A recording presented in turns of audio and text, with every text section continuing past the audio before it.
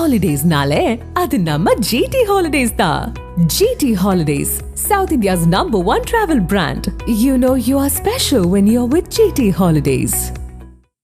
மதுரையில் காவல் நிலைய விசாரணைக்கு அழைத்து செல்லப்பட்ட சிறுவன் அடித்து கொலை செய்யப்பட்ட வழக்கில் காவல் ஆய்வாளர் உள்ளிட்ட 4 காவலர்களுக்கு 11 ஆண்டுகள் சிறை தண்டனை விதித்து மதுரை மாவட்ட 5வது கூடுதல் அமர்வு நீதிமன்றம் உத்தரவிட்டுள்ளது. மதுரை கோச்சடை பகுதியைச் சேர்ந்த முத்து கார்த்திக் என்ற சிறுவனை கடந்த 2019ஆம் ஆண்டு ஜனவரி மாதம் விசாரணைக்காக காவல்துறையினர் அழைத்துச் சென்றனர்.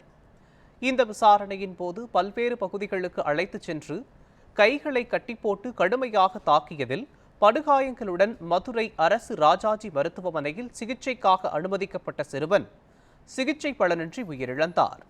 இந்த வழக்கின் இறுதிக்கட்ட விசாரணை முடிவடைந்த நிலையில் மதுரை மாவட்ட 5வது கூடுதல் அமர்வு நீதிமன்றம் குற்றம் சாட்டப்பட்ட காவல் ஆய்வாளர் அலெக்ஸ்ராஜ் மற்றும் காவலர்களான ரவிச்சந்திரன், ரவிச்சந்திரன், சதீஷ்குமார் ஆகிய 4 தலா 11 ஆண்டுகள் சிறை தண்டனை விதித்தது.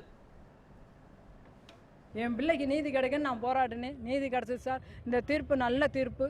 அரசாங்கம் அவங்களுக்கு உதவக்கூடாது. அவங்க அப்பீல் பண்ணாலும் அவங்களுக்கு உதவக்கூடாதுங்க சார். 4 பேர் என் குடும்பம் எவ்வளோ கஷ்டப்படுதுன்னு எனக்கு தான் சார் தெரியும். என் பையனுக்கு வேலை வேணும் சார். என் பையன் கவர்மெண்ட் வேலை, எனக்கு என் பையனுக்கு ஏதாவது ஒரு வேலை வேணும். அவன் +2 முடிச்சிருக்கேன் சார். உங்களோட சூழ்நிலைனால என்னாலே முடியல, அவர்னாலே முடியாதனால அவை வேலைக்கு போகிறேன் சார். அவை வேலை பார்த்து நாங்கள் சாப்பிட்றோம் சார். இதுதான் சார் எங்களோட நிலைமை. தீர்ப்பு வழங்கப்பட்டது. இந்த தீர்ப்பானது ஏற்றுக்கொள்ளப்படுது.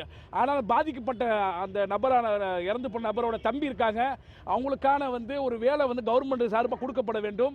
அதுக்கப்புறம் பாதிக்கப்பட்ட நபருக்கு இழப்பீடு தொகையாக தமிழக அரசு கொடுக்க வேண்டும் என்று இதன் வாயிலாக நம்ம தெரிவித்துக் கொள்கிறோம்.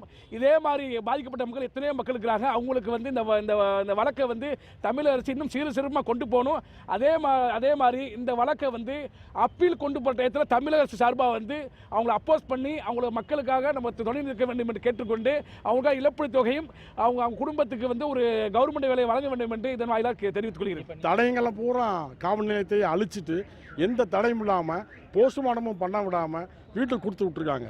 அப்போ உடனே மார்க்சிஸ்ட் கம்யூனிஸ்ட் கட்சியை சேர்ந்தவங்க அதுக்கு ஆர்ப்பாட்டம் பண்ணி போராட்டம் பண்ணி உடனே இதை சிபிசிஐடியில் எடுக்கணும், விசாரணைக்கு எடுக்கணும் அப்படின்னு சொன்னதன் அடிப்படையில் அந்த மார்க்சிஸ்ட் கட்சி தோழர்கள் சொன்ன அடிப்படையில் உடனே விசாரணைக்கு எடுத்துக்கொண்டு அதுக்கு நீதிமன்றத்துக்கு விசாரணைக்கு வந்தது.